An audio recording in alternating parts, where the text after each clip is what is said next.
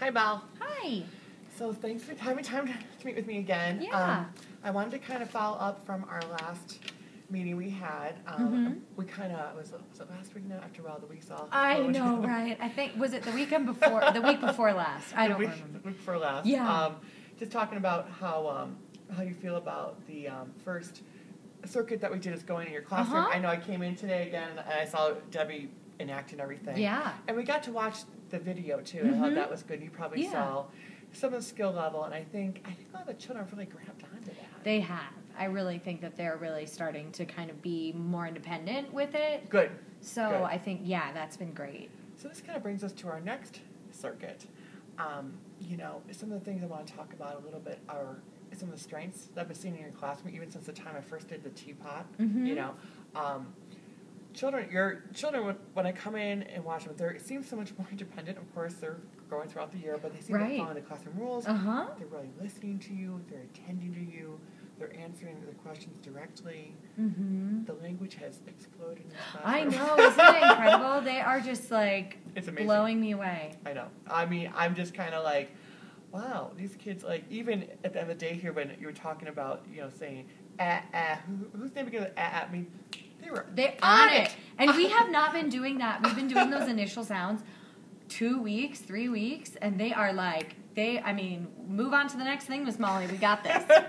They're so funny. No, I was really impressed with that. And I think, it kind of goes back to your learning style, being the promoter. Is like, I think, this is my own personal opinion, is that you're very good at, like teaching your children the skills and having them run with it. Having them kind of encompass what they need to do and kind of build off their own independence. Which I think does go back to the promoter with your children, too. And, like, your parents have stepped it up tremendously. Oh, yeah. Absolutely. So I want to tell you, I'm always impressed. Like, oh, God.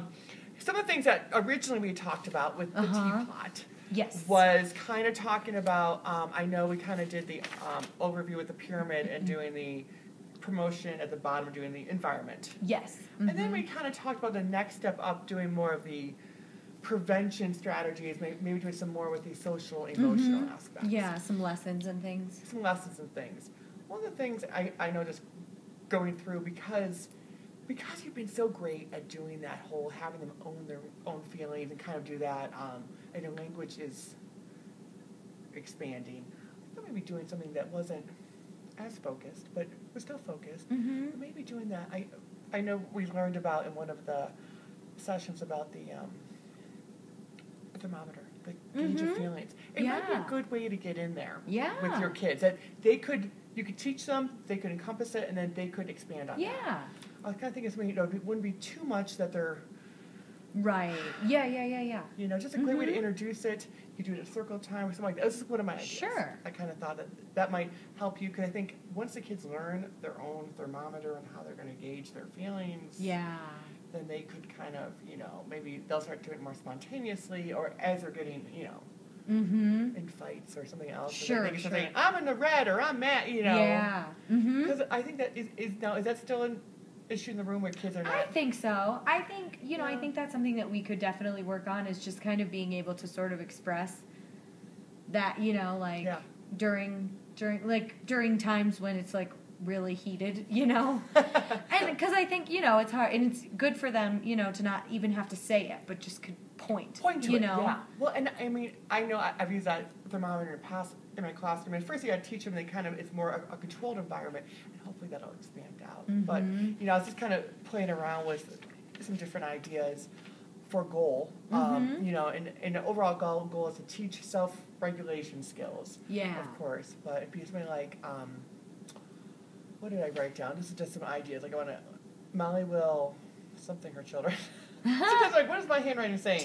Teach her children the thermometer gauge, and children in class will then reference the thermometer at least one time a day. Yeah. And originally you could do it you could organize it and have it in a circle, and then they kind of go on, or I don't know if kids sign in the morning. I mean, something like that. Yeah, no, I think, we could definitely I think the morning gets a little tricky just because we have part of that program, like the breakfast in the classroom program we have to do. Yeah. So I wonder, we could definitely incorporate that because this is kind of our sign-in time. Yeah. And we could definitely incorporate it into circle time, you know, like when they're sort of saying, my name is, and we're doing hickety-pickety bumblebee, we could include it into that. I think that would be an easy part to add to it.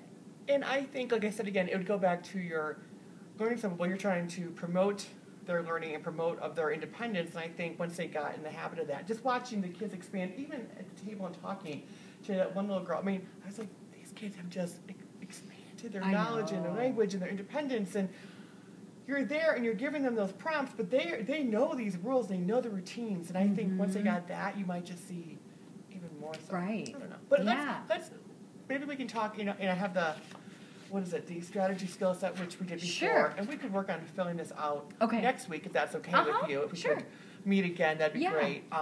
But the other thing, just to think about, I know, I mean, we're getting, God, it's February, I'm like, I know, it's like already March. It's so crazy. And then the last circuit would be on something that's more targeted. Okay. For more of an intensive child in your classroom. I know I'm getting ahead a little bit, but I want you to start to think about this a little bit. I know we have our little friend, is it Joshua? Josiah, who's sitting right next to me. And we talked about doing something. He's done wonderful. I know. But, I mean, he might be a good child to think of some other skills we could increase and keep increasing him. Yeah. Just think about it. Yeah. Think about it the next couple weeks, and maybe I could help do it. I don't know exactly what would be the best thing, but that would be more of a targeted intervention just with him. Sure, that we could work on. So think about that. But if we could meet next week at the same time, and maybe we could go over some strategy skill set. And I actually did print out some stuff and go over some modeling and work on that. That'd be great. Sure. Okay. Sounds good. Thanks. Okay.